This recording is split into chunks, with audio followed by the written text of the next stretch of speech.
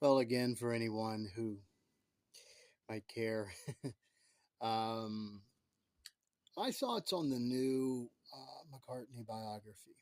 Um, I thought it was really good.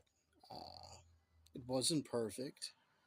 Documentaries rarely are these days, but the one thing I will say about this documentary is it was not the usual talking head where they're looking slightly off to the left, and I'm assuming is an interviewer and talking about how great person X or Y was, how groundbreaking and innovative they are, etc.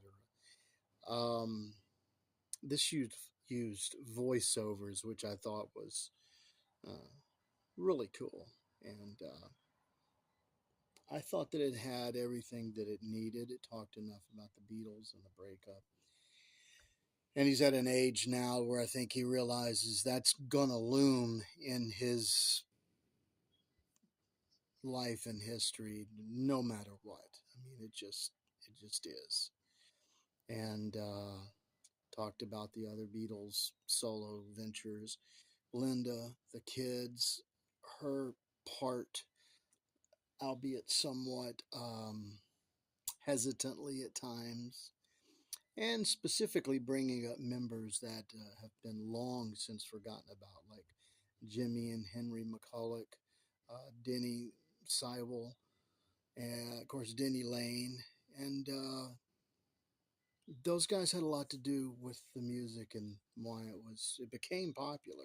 It was an uphill battle, and of course it talked about, really as time goes on, the Beatles lore essentially has been cemented as this relationship between Lennon and McCartney, that Harrison, though the third part of the pyramid, um, was at times a third wheel, or kind of the middle ground between the fire and ice of those two guys in a way. Um, but at the core of it all was this very much cosmic collaboration between these two men.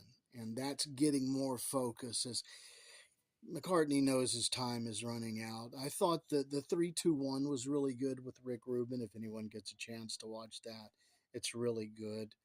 Uh, I wasn't impressed with the new anthology redo.